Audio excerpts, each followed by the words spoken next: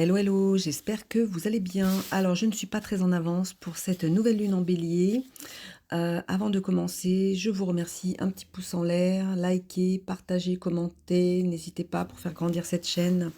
La nouvelle lune corrélée à une éclipse solaire partielle euh, au nœud nord aura lieu à 11h58. Elle sera précédée de l'éclipse qui aura lieu elle à 11h47.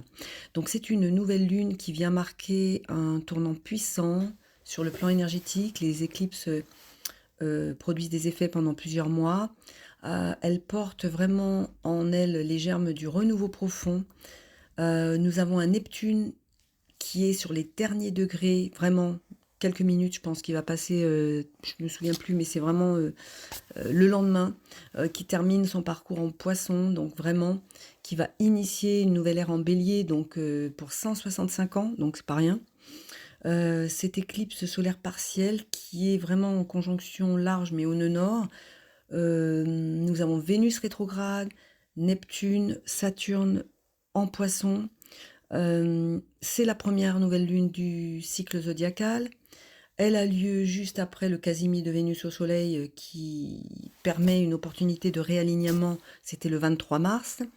Là, c'est vraiment se repositionner et prendre des décisions éclairées quant à notre vie affective et matérielle. Et surtout par rapport à nos aspirations. Alors, avant de récolter, il faut bien sûr dépasser les défis de cette nouvelle lune, parce qu'il y a des très beaux aspects en fait. Le maître donc de cette nouvelle lune, c'est Mars, qui est toujours en Cancer, qui est en harmonie avec tout le stellium en Poisson. Là, c'est vraiment l'énergie qui est tournée vers l'action et la concrétisation de nos idéaux. Mars qui termine sa boucle de rétrogradation, donc là, on a normalement compris certaines choses, on a compris nos conditionnements, on a travaillé dessus, on a guéri les blessures transgénérationnelles. Je rappelle que Mars en Cancer nous parle de nos racines, de nos conditionnements. Carré à Chiron, donc c'est vraiment un ajustement nécessaire. Le défi, il est là en fait. C'est le dernier carré, exact, qui va marquer cette libération, nous permettre d'affirmer notre vérité. Nous devons retrouver les parts de nous qu'on a perdues. Je rappelle mon post sur les astéroïdes Isis et Osiris. Je vous mettrai le lien dans la description. Alors, je vais essayer de parler plus lentement parce que j'ai l'impression que je prends le train. Donc, Mars est en conjoint à l'ascendant, donc il est trigone au milieu du ciel, sextile à Uranus, donc c'est vraiment un vent de renouveau. Et n'oublions pas que la prochaine opposition qui aura lieu entre Mars et Pluton le 25 avril va accentuer un petit peu cette dynamique de transformation, va accélérer les tournants majeurs avec de grosses prises de conscience parce que nous avons cette lune noire qui a fait son entrée le 27 mars, donc 2 jours avant, son entrée en Scorpion. Je vous invite à écouter mon post sur cette lune noire si vous ne l'avez pas fait. Elle nous impose, c'est ce qui carré à Jupiter, carré à Pluton, donc elle nous impose de vraiment faire face à nos ombres, d'explorer toutes ces profondeurs obscures. C'est une grande période de transition parce qu'on est encore un pied dans l'ancien et un pied dans le nouveau, donc il y a pas mal d'angoisses, de peurs qui peuvent remonter encore un petit peu à la surface. Donc il faut les gérer en fait, mais ça va nous faire vivre ces expériences pour vraiment les libérer. C'est un gros travail sur nous qu'on est en train de faire à l'heure actuelle. Et la lune noire en Scorpion, elle est là pendant 9 mois. Donc tout ça pour que nous soyons vraiment avec cette éclipse, que toutes les ombres soient transcendées. Alors en plus, Pluton maîtrise le Scorpion. Donc vous voyez, Mars opposé Pluton. Donc on n'a pas fini le 25 avril. Il y aura encore des transformations qui vont se faire. Qu'est-ce que je voulais vous dire de plus? Et bien sûr, et ça, je ferai un post, d'ailleurs, il faut que je le fasse très rapidement puisqu'on a quand même Saturne qui va rejoindre Neptune et ça, c'est aussi, pas mal de concrétisation de nos idéaux. Alors moi, je voulais vous parler d'Antéros parce que cet astéroïde, il est conjoint, à 9 degrés Bélier au Soleil et à la Lune et je voulais faire cette petite parenthèse pour tous ceux qui sont nés le 29 mars ou le 30 mars, donc joyeux anniversaire. Nous avons Psyché aussi à 11 degrés Bélier, donc l'univers nous envoie l'astéroïde Antéros, qui est conjoint à cette nouvelle lune. Et donc, Antéros, je vais vous donner les mots-clés, toujours extrait du livre de Élie Astro. Mais là, j'ai quand même relevé un article qu'avait écrit Muriel Kennel, qui est un petit peu différent de la définition du livre d'Élie, enfin qui n'est pas différente, qui on va dire que c'est une autre version. Antéros, donc les mots-clés, c'est amour réciproque, amour de soi. C'est aussi amour gémellaire, réciprocité, l'amour en retour, l'amour retrouvé, l'amour partagé, âme sœur, flamme jumelle, amitié amoureuse, amour durable et pur. C'est surtout Antéros, le dieu de l'amour partagé. Ah, pour la petite histoire, donc bon, il y a plusieurs versions, mais j'ai retenu celle-ci.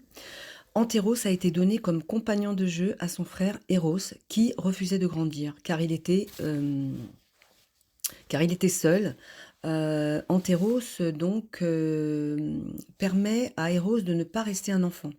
Antéros est né de l'amour entre Poséidon et Néritès, qui était aimé au sens littéral de Poséidon, qui partageait ses sentiments. Donc leur amour était à l'origine de l'amour mutuel. Donc il incarne l'amour réciproque. Et c'est ça qu'il faut retenir. Ça parlera peut-être pas à tout le monde, et ça parlera peut-être beaucoup à certains, mais l'astéroïde Antéros, conjoint à cette nouvelle lune, nous parle d'amour réciproque, d'amour qui revient à nous après avoir été perdu ou mal compris. Et là, on va parler d'amour de soi, ce passage obligé. C'est-à-dire que cette éclipse en bélier, qui signe un temps de renaissance, incarne l'impulsion et l'initiative, le courage de se choisir. Et avec Antéros en conjonction, cette lunaison nous enseigne que retrouver un amour authentique à l'extérieur, c'est pas comme ça qu'on fait en fait. Avant de trouver un amour à l'extérieur, il faut déjà le cultiver en nous-mêmes. Et ce qu'il faut retenir, c'est donc l'amour de soi avant tout, l'estime de nous, la confiance en nous, se redécouvrir, s'accueillir avec bienveillance, se libérer de toutes ces blessures du passé, hein, sont vraiment des étapes essentielles pour s'ouvrir à de nouvelles rencontres qui soient alignées avec qui on est vraiment. Et là, avec ce Neptune à 29 degrés anarétique qui achève ce cycle en toute fin poisson, c'est vraiment une dissolution, une invitation à lâcher prise, hein, sur toutes les illusions, tous ces attachements toxiques, les croyances erronées en matière de l'amour, en matière de tout d'ailleurs, hein. Le voile se lève, les désillusions peuvent être très douloureuses, mais elles sont nécessaires, hein, pour qu'on puisse entrer dans une nouvelle dynamique. Alors, l'amour retrouvé dans nos idéaux, notre foi, nos croyances. Alors l'amour, au sens, je parle pas de relation romantique, je parle d'un état d'être, une connexion avec quelque chose de plus grand. Donc cette nouvelle lune va nous pousser à revisiter, nos idéaux, à nous reconnecter à des croyances profondes, à retrouver la foi, sous toutes ses formes, hein. Donc, réaligner nos aspirations avec notre vérité intérieure pour pouvoir attirer des relations justement qui résonnent avec cette nouvelle, vibration.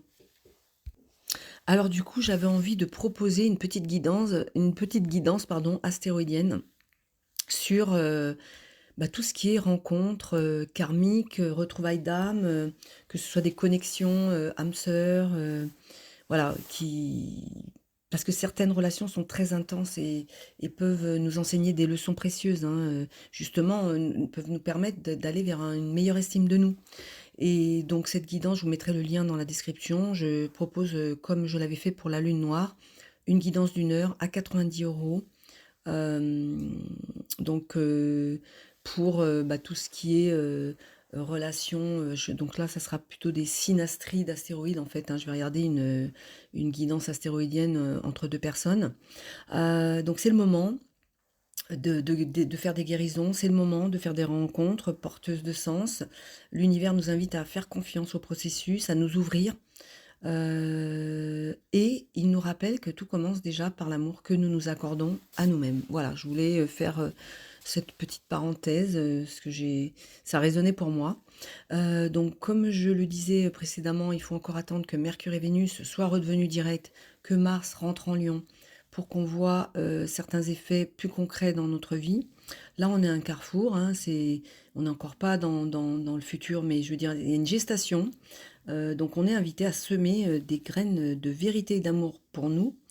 Et restons dans le présent, c'est le moment qui existe aujourd'hui, et c'est à partir du présent qu'on crée l'avenir, hein. Donc, voilà, écoutez, je n'en dis pas plus. J'espère que ça vous aura plu. N'hésitez pas à liker. Je vous souhaite une très belle semaine, un bon week-end. Prenez bien soin de vous et à très bientôt. Au revoir.